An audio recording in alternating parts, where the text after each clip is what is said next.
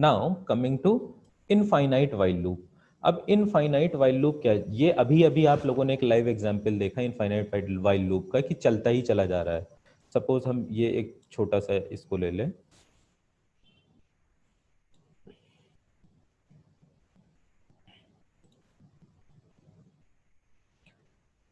और ये इन्फिनिटी क्यों जा रहा है ये भी हम बताते हैं आपको।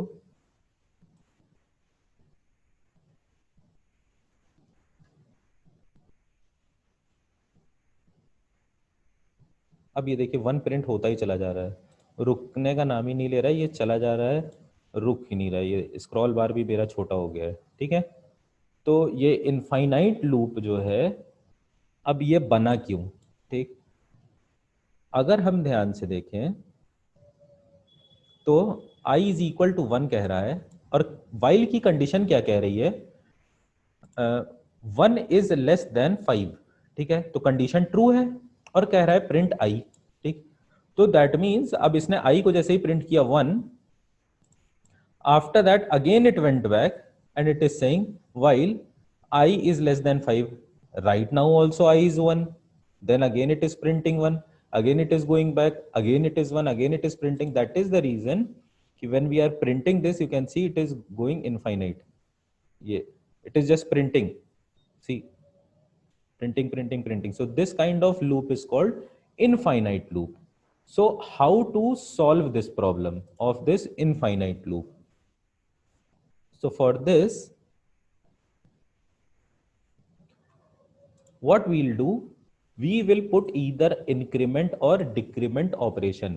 अभी पिछले वाले में हमने क्या किया, एक डिक्रीमेंट ऑपरेटर यूज किया था, i minus is equal to 1 या i is equal to i minus 1, तो हम उसको डिक्रीमेंट कर रहे थे। यहाँ पे क्या है, i 1 से छोटा, सॉरी i 5 से छोटा है, so for that purpose we have to increment it ताकि वो यहाँ तक पहुंच पाए, हर बार इसकी वैल्यू अपडेट हो। पुराने वाले में क्या कर रहे थे, what we are doing in the last one, here we were decrementing it. Why?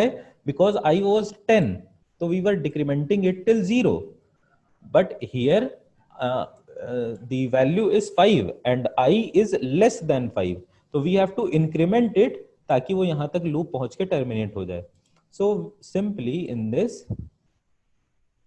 we will do I is or I plus is equal to 1, ठीक है, ये हमने कर दिया। I'll save it and run it. Now you can see 1 2 3 4, ठीक। तो इससे loop हमारा रुक गया, हमारा टर्मिनेट हो गया एक जगह, अदरवाइज ये एंडलेसली चलता जाता है। सपोज अगर मैं इसको साइन को रिवर्स कर दूं, till the time i is greater than 5 and I write here as 6, then I will save it and run it. Again it is going on, चलता जा रहा है, चलता जा रहा है। Now what we have to do, because it is incrementing, so we have to decrement it, हमको इसको डिक्रीमेंट करना होगा। So we will write I minus I is equals to I minus और I is equal to I minus 1 या I minus is equal to 1, both are similar। हमने इसको अब run कराया।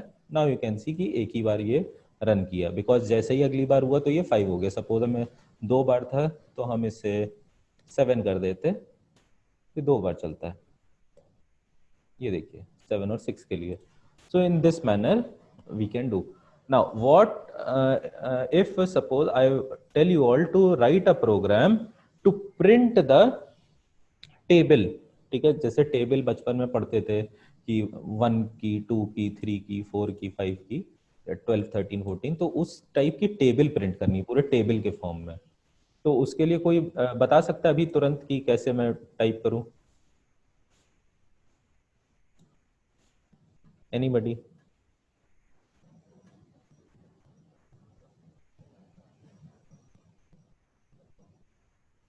फटाक से लॉजिक तुरंत आनी चाहिए दिमाग में।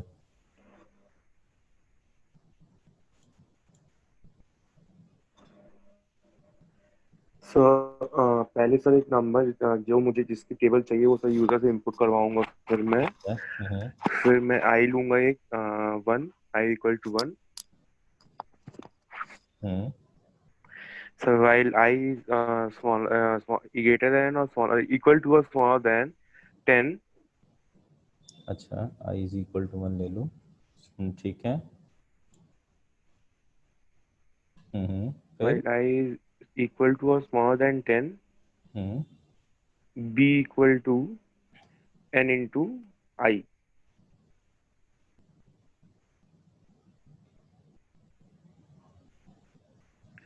Print B.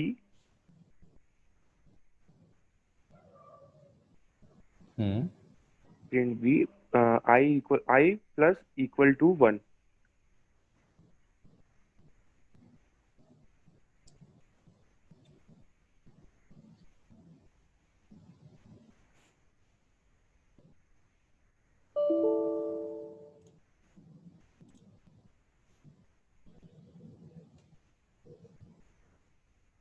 सपोज मैं 12 डाल देता हूँ, so you can see 12, 24, 36, 48। Okay, तो बहुत अच्छा आदित्य कि तुरंत जो है लॉजिक लग गया। क्लियर है सबको ये कैसे हुआ?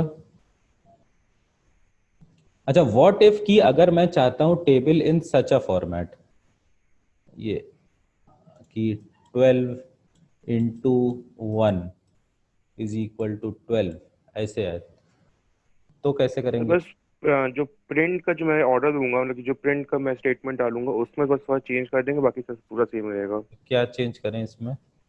सर प्रिंट में मैं लिख दूंगा n, उसमें n नॉर्मल रहेगा सर।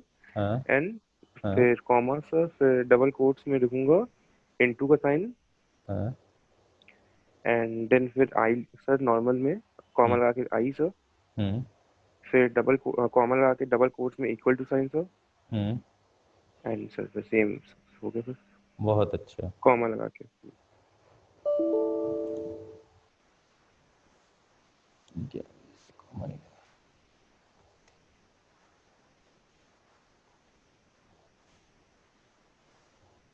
ठीक है, क्लियर है सभी को कैसे हुआ?